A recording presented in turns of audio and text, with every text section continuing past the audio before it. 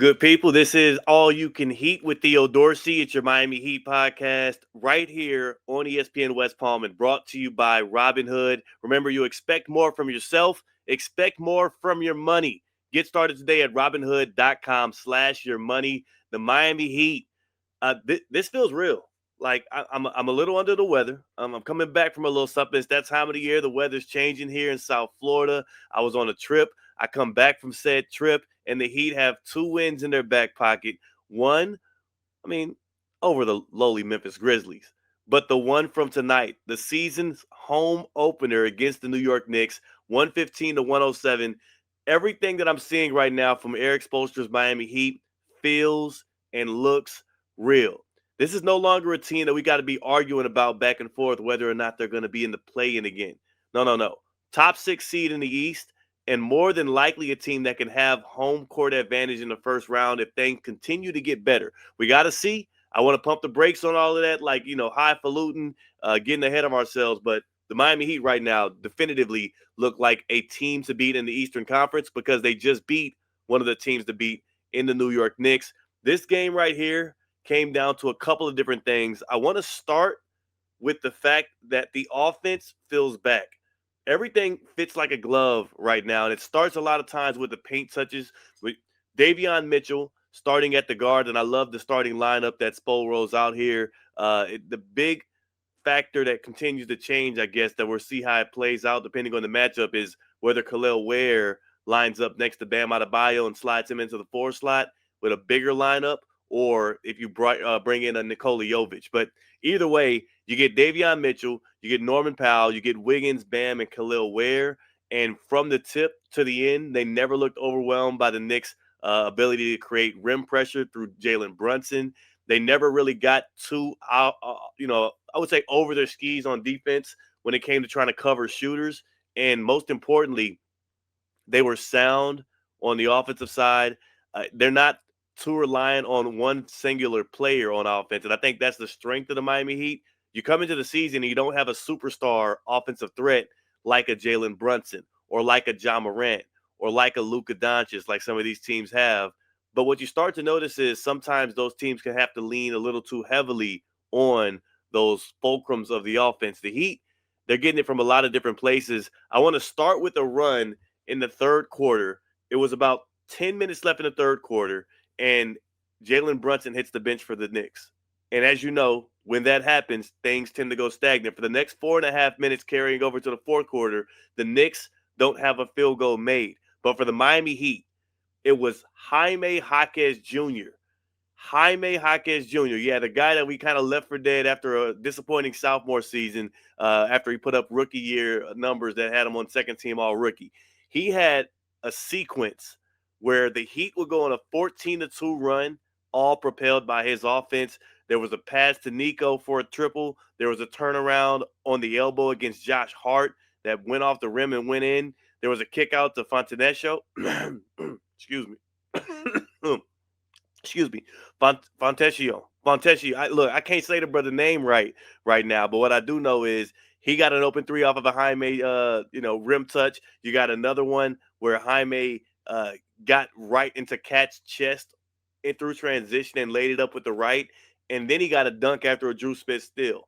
He was imperative for the Heat in that stretch, and though their number one option right now is Norman Powell, and things seem to roll through Norman, it wasn't like things went off the rails when he left the game. So the Heat get the big win in this one. They have an offensive resurgence here.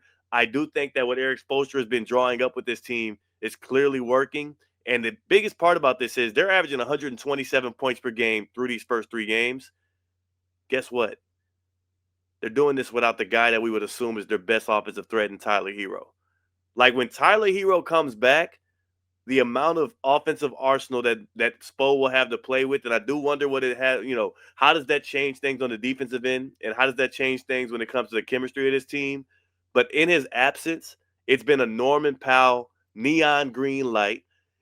I'm getting ready to start calling him Neon Norman. I know that Stormin' Norman is a good, regular nickname for the guy, but when you get performances like he had tonight, 29 points, 12 for 12 from the free throw line, this is a team that just feels like it has the makings of the gritty, able to get a bucket, but also not going to be porous on the other side type of team that can compete in the Eastern Conference and doesn't have to be relegated to the play-in tournament.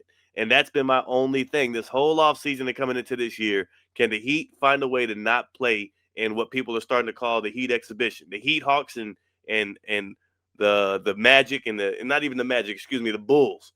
The exhibition that the Eastern Conference might as well get ready to name after the Heat. Can they find a way to stay out of that bottom tier of the playoff bracket? And so far, so good. Another thing, when Jaime's run ended and he hits the bench, Norman Powell in that fourth quarter really closed things up for the Miami Heat.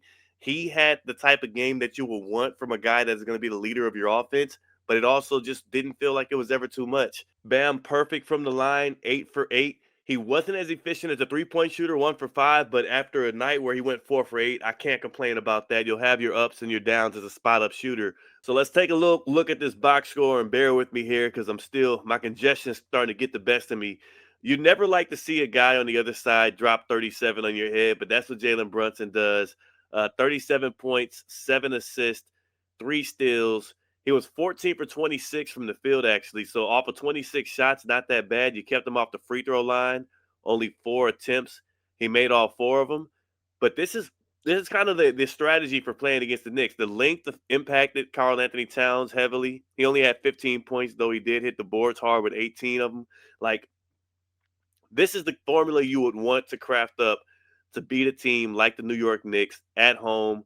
The Heat lost the first quarter by 3. They won every other quarter, including the fourth quarter, which did get a little testy down the stretch as Brunson started hitting those Jalen Brunson type fourth quarter shots, as he typically does.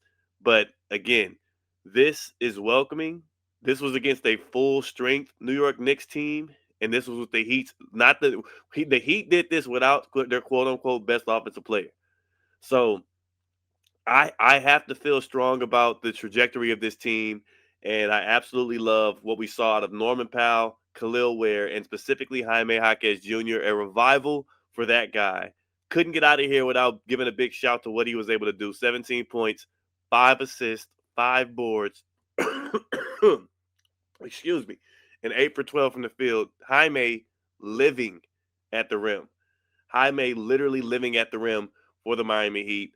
And between him, Norman Powell, and Davion Mitchell, they're the main culprits. Their ability to dribble drive, get rim touches, kick out, or actually put shots up, it really has been the key to the Miami Heat offense. I wonder how teams will counter that.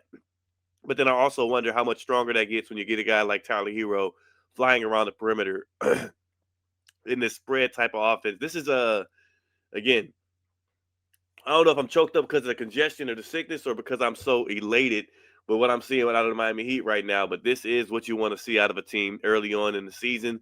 Let's take a look at what we have coming up on the Miami Heat schedule. I got to get my tail in there for a game once I'm done with all this vacationing. But now that the Knicks are done, next up Tuesday night, we have the Charlotte Hornets at home. That game, you have to assume you can find a way to get a win.